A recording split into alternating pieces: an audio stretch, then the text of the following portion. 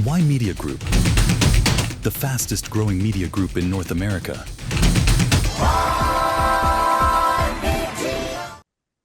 Hello and welcome to Ymedia Newsroom. I'm Ramona Singh, and here are your top stories for today. Essentially, President Donald Trump had evacuated after a gunman breached security at the Washington Press Gala. Essentially, officials are saying that he may have been the target, and this incident has essentially driven the policy for his new ballroom. And meanwhile, when it comes to the global picture, we have the latest news when it comes to the US-Iran war that has now been in ceasefire for a few weeks, but we are not seeing any progress in that entire escalation. Meanwhile, the Strait of Hormuz is closed. And here at home, well, Prime Minister Mark Carney has now announced a $25 billion sovereign wealth fund. We're going to bring you the latest details in terms of what that means for the Canadian economy. So now driving deep into the biggest stories that are driving today's headlines. If you saw that Ymedia covered essentially the latest updates on what happened on Saturday night, where a gunman opened fire in the lobby of the White House Correspondents' Dinner in Washington, D.C. This was on Saturday, the 25th of April. And this was an event that was attended by the president, as well as the vice president and all of the senior officials. So this was a room full of very important people, essentially, which had a massive security breach. Essentially, authorities are now saying that Trump was likely the target, and the incident is being investigated as potentially another assassination attempt. This comes up to 3 assassination attempts on this president in a matter of 2 years. So that is very massive. So here's a video. We can go full screen. You can see from this angle here you have the president who is talking to the first lady, and then here you hear the gunshots, you hear, the escalations, and that is when the Secret Service comes and removes the president. And that is on the left side of the stage, as you can see. And we have another angle to this, which is on the right side, which you can see there is Vice President J.D. Vance. Now, what's interesting is Vice President J.D. Vance gets removed, and now I would say about 8 seconds later, they evacuate the president. So there you have it in terms of what took place. The president and the vice president were on stage.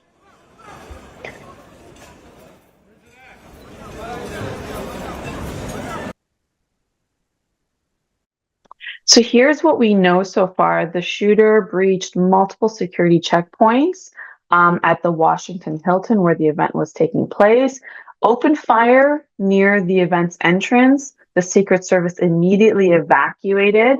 And there you have what you saw with the president and the vice president. And other guests ducked under the tables as the gunshots rang out. The suspect has been arrested, was arrested on site, is in custody. And one agent was shot, but was saved because of bulletproof vest.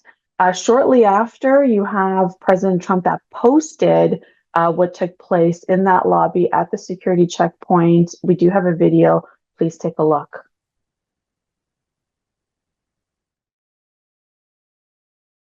I fought like hell to stay. A very beautiful thing to see a man charge a security checkpoint armed with multiple weapons. And he was taken down by some very brave members of Secret Service, and they acted very quickly. I must tell you, the most impactful people, the people that do the most, you take a look at the people, Abraham Lincoln, you go through the people that have gone through this, where they got them. But the people that do the most, the people that make the biggest impact, they're the ones that they go after. They don't go after the ones that don't do much because they like it that way. And when you look at the people that have either, whether it was an attempt or a successful attempt, they're very impactful people. Just take a look at the names there, the big names. And I hate to say I'm honored by that, but I've done a lot. We've done a lot. We've taken this country, and we were a laughing stock for years, and now we're the hottest country anywhere in the world. We've changed this country. And there are a lot of people that are not happy about that. I want to thank the First Lady that was a rather traumatic experience for her. There was a lot of action taking place up there very quickly. But again, the response time was really incredible. And we're going to reschedule. We're going to do it again. We're not going to let anybody take over our society. We're not going to cancel things out because we can't do that. There you have it. That was President Trump essentially giving a press conference after this event took place, which canceled the entire gala. So what do we know about the suspect? Essentially, his name is Cole Thomas Allen. He's 31 years old, of California. He was armed with a shotgun, handgun, and knives.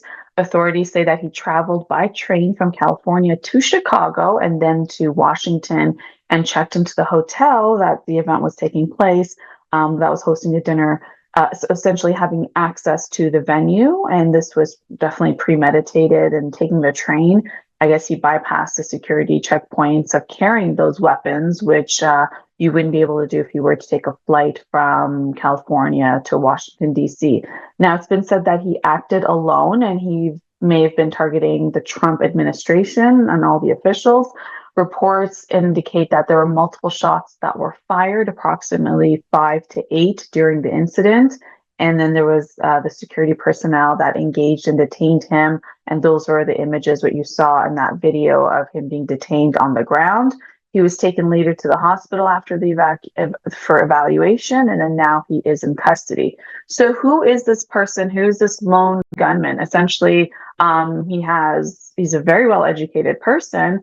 He's got a bachelor's in mechanical engineering from Caltech. He's got a master's in computer science. That's from 2025. And he's been described by professors since he's a teacher as a strong and focused student when he was in school. And currently, essentially, they've done background checks. They saw that he doesn't have a typical criminal background because he's highly educated, technically skilled. He currently works as a mechanical engineer as well as a tutor teacher. And just last month, in 2024, he was identified at the C2 Education as the Teacher of the Month.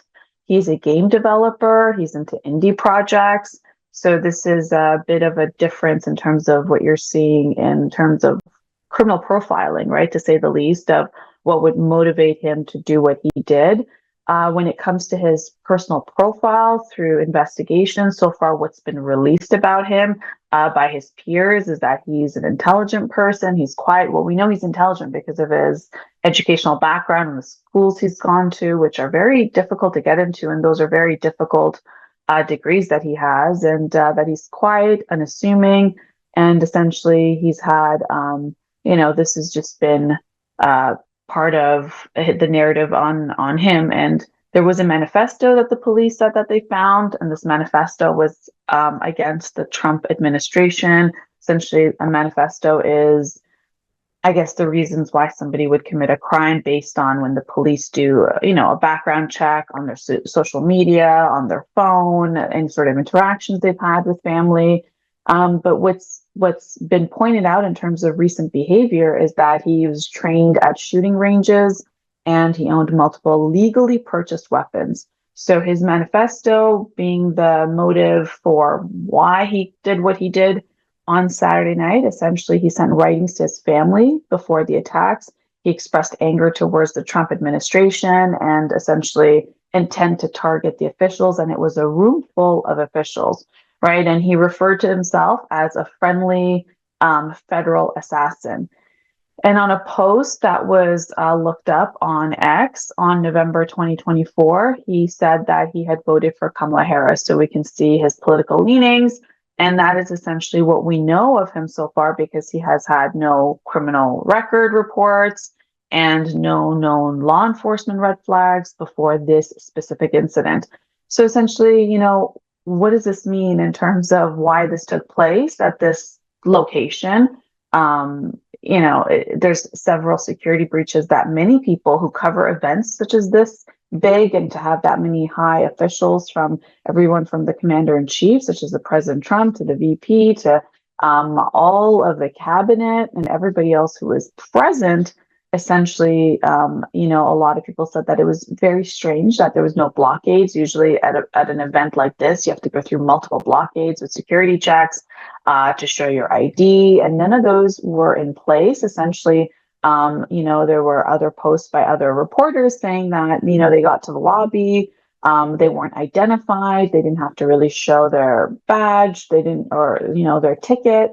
And then some of them were asked, like, oh, are you staying at this hotel? So essentially, the guests at the hotel, which wasn't even blocked off to them, they had access to this, which is how this individual got into place. Essentially, Alan is right now said to not be cooperative with law enforcement.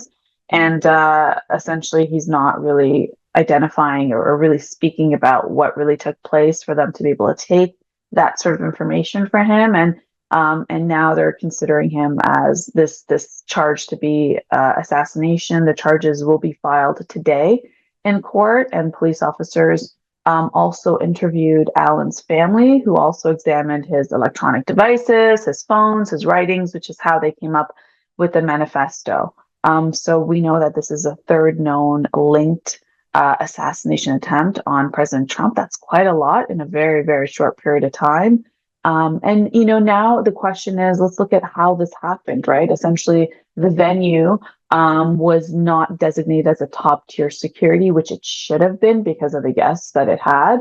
The shooter checked into the hotel. So again, checked in with weapons. And, usually when you go into hotels like in such an important area like Washington, D.C., there should be metal detectors that you put your luggage through. And he had obviously weapons on him, which was not detected when he checked in. And essentially the checkpoints of, having a different entrance and exit for guests that are staying at the hotel versus the people who are coming to the event. And that was not taking place.